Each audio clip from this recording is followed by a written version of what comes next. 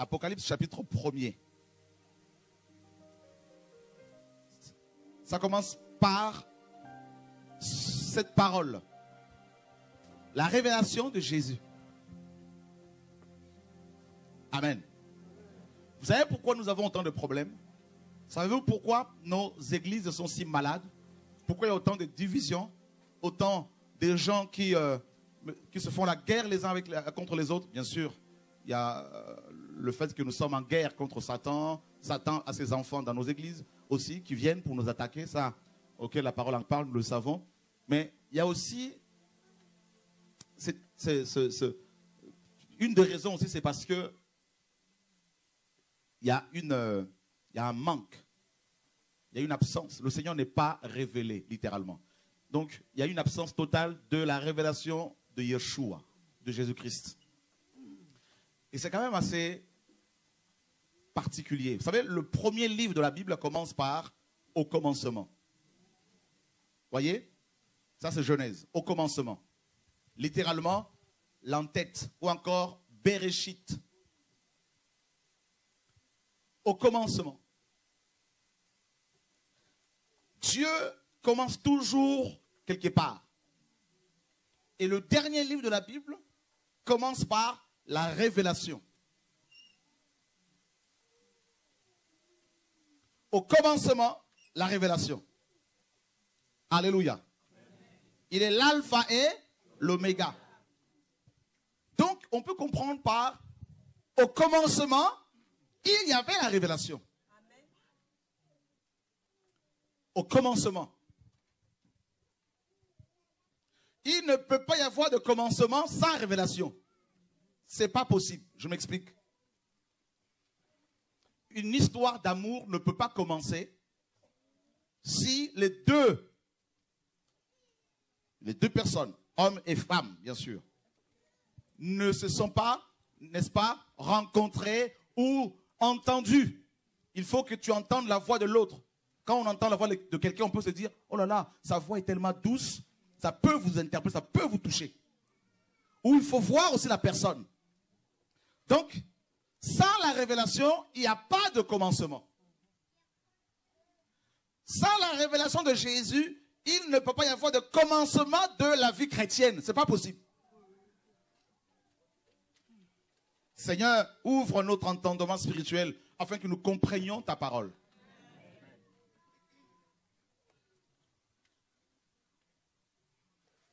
Au commencement. Jean dit quoi? Au commencement était... Aha! Vous voyez qu'au commencement, il y avait déjà la révélation. Au commencement était la parole. En fait, c'est ça le commencement. La parole. Mais la parole est révélée, pas la parole cachée. Comme nos églises veulent le faire, on veut cacher la parole. Paul le dit dans Romains 1. Il dit la colère de Dieu se révèle du ciel contre toute impiété des hommes, contre leur comportement rebelle. Parce qu'ils retiennent la vérité captive. Ils veulent l'étouffer. Voilà pourquoi il n'y a plus de miracles. Voilà pourquoi il n'y a plus de guérison, de conversion. Il n'y a plus rien.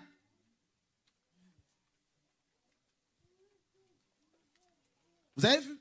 On a remplacé la révélation par, comme le Seigneur le dit, hein, par l'argent. L'argent.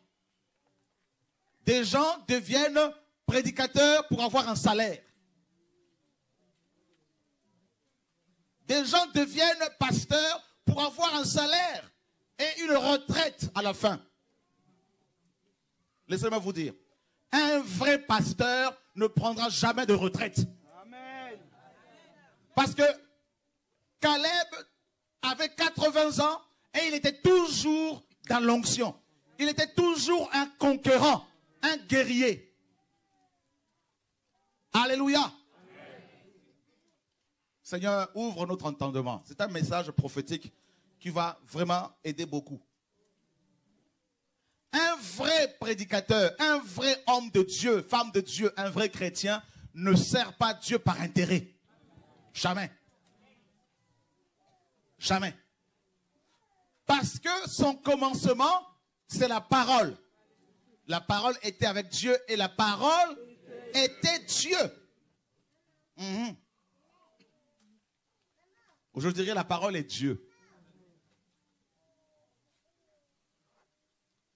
Alors, regardez bien. Comment vos églises sont-elles nées?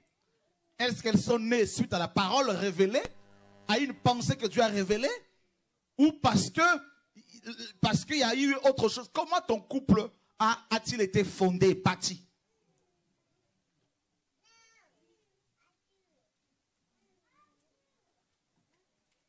Nous sommes fatigués de ces prédications où l'on nous dit Jésus est Seigneur, mais on ne voit pas sa seigneurie dans le concret. Alléluia. Les sorciers viennent et tout le monde tremble. Nous sommes fatigués qu'on nous dise tout est accompli et rien ne se... Il n'y a pas de matérialisation de cette parole-là. On est fatigué. Moi, je dis au Seigneur, si tu n'agis plus, j'arrête. Je ne veux pas prêcher un Dieu qui n'agit pas. Je ne veux pas dire aux gens que tu fais alors que tu ne fais pas.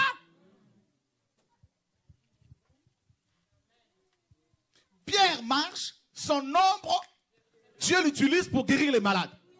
Mais frère, c'est dans ce livre-là. Moi, je crois que tout ce qui est écrit là-dedans est la vérité.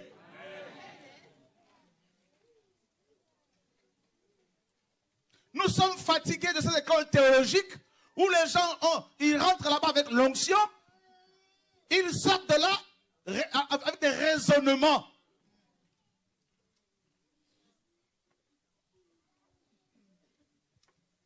Nous sommes fatigués des églises dénominationnelles. Non, moi je suis pentecôtiste, moi je suis ADD. Moi je suis catho. Et moi, témoin de Jéhovah.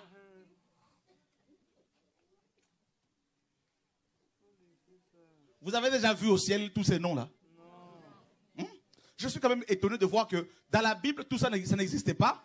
Mais pourtant, on est accroché à ces choses. Quand on sera jugé, Dieu ouvrira ce livre. Il dira, prouvez-moi que vos œuvres sont justifiées par ce livre-là. Prouvez-moi que ce livre justifie ou approuve vos actions. Ça va être chaud.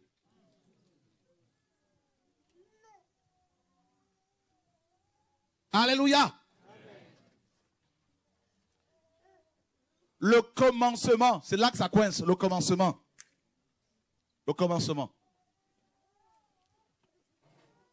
Et ce livre, vous savez, ce livre, Satan est trop malin. Vous avez vu comment Satan s'est servi d'Hollywood avec les films sur l'Apocalypse. Et quand on dit Apocalypse, pour beaucoup de gens, ce sont les catastrophes naturelles. Alors que ce n'est pas ça l'Apocalypse. C'est la révélation de quelqu'un. Ce n'est pas la révélation de Shora. Donc je n'ai pas besoin que tu me connaisses, que tu fixes tes yeux sur moi. Non. Nous sommes fatigués de voir ces chrétiens qui sont là, qui ont la parole et qui couchent avec des femmes alors qu'ils ne les ont pas mariées. Nous sommes fatigués de l'hypocrisie.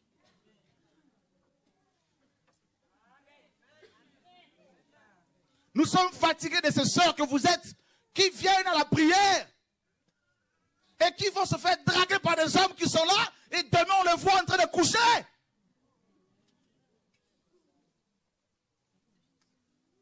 Vous êtes là. Oui. Quand un homme arrive, vous êtes la première à aller, excusez-moi, baisser votre jupe. Vous rigolez? Vous devez plutôt vous repentir. Ce n'est pas un théâtre.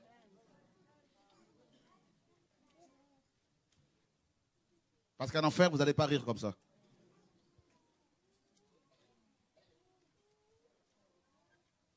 On est fatigué de l'hypocrisie. Si vous êtes un public, restez chez vous. On est fatigué. Dieu juge cette nation. Dieu juge ce monde. Dieu juge. Pourquoi il y a autant de péchés? Pourquoi il y a autant de pécheurs dans nos églises? C'est parce que ces gens n'ont pas eu la révélation de Jésus. Non, ils ne l'ont pas eu. Ils n'ont pas eu. Vous ne pouvez pas demander à un homme de tomber amoureux d'une femme alors qu'il ne l'a jamais vue, ni entendu. Non. Et c'est ça le problème. Les gens disent, non, mais vous savez, j'ai du mal à me sanctifier. C'est normal parce qu'il te manque la révélation. Frère, vous ne pouvez pas dire à quelqu'un qui a le virus de sida, hein, le virus de sida, dont le virus est réveillé, hein, vous ne pouvez pas dire à la personne, non, mais le virus, non, il n'y a pas de problème. Vous savez, quelqu'un qui est atteint par ce virus-là, on voit les symptômes, vrai ou faux? Parce que le virus est dedans. Yeshua, c'est pareil, mais c'est plus qu'un virus. C'est une vie, c'est la vie. Quand il y a la révélation, c'est la sanctification, ce n'est pas toi qui vas la chercher. La sanctification devient ta vie de tous les jours. On peut acclamer le Seigneur, pas moi, mais acclamer le Seigneur. C'est ça la parole, mes amis, on est fatigués. Alléluia.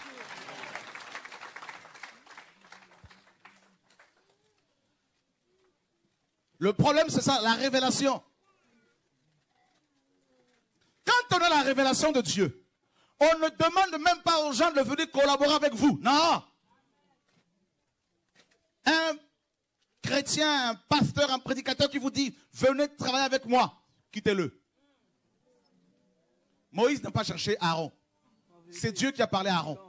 Il lui a dit, va travailler avec Moïse.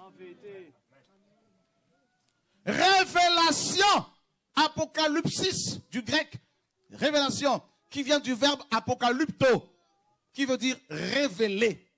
Ça veut dire quoi? Révéler. Vous savez, nous sommes fiancés. La parole nous dit que nous sommes fiancés à Christ. Mais écoutez, vous ne pouvez pas vous fiancer à quelqu'un dont vous ne connaissez pas la moralité, la vie. Voilà. C'est pour cela un chrétien, les vrais chrétiens, ce ne sont pas ceux qui sont dans les églises. Les vrais chrétiens, ce sont ceux et celles qui ont reçu la révélation. Parfois même, ils sont chez eux, ils étaient chez eux, Dieu est venu les visiter. Paul, quand Dieu s'est révélé à lui, il n'était pas dans une église, hein. Il n'était pas dans une cathédrale. Arrêtez d'aller dans vos cathédrales, là, tout ça, là, frigorifier, tout ça, là. Ça ne sert à rien, mes amis. Dieu n'est pas là-dedans, là. Pourquoi cherchez-vous parmi les morts celui qui est vivant? Alléluia!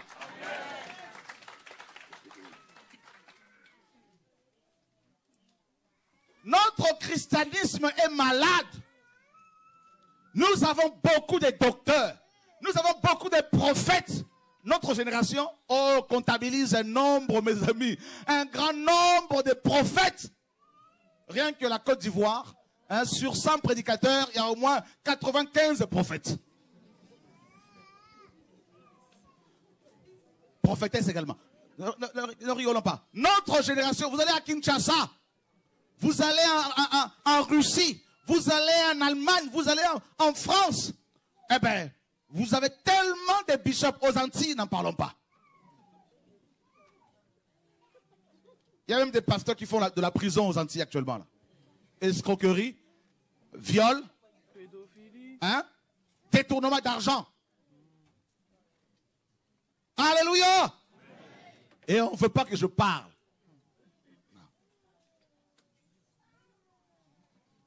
Oh frère, nous connaissons la parole. Vous connaissez la parole intellectuellement, oui. Mais est-ce que vous connaissez la parole vivante?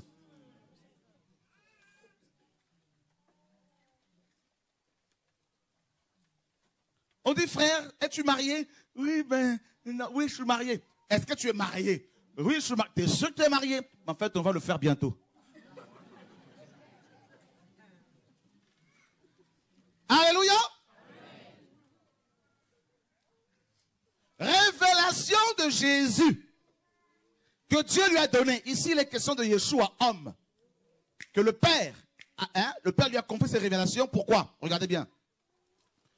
Pour montrer à ses serviteurs les choses qui doivent arriver rapidement. Et qu'il les a fait connaître en les envoyant par son ange à Jean, son serviteur, qui a annoncé la parole de Dieu et le témoignage de Jésus-Christ et toutes les choses qu'il a vues. Waouh!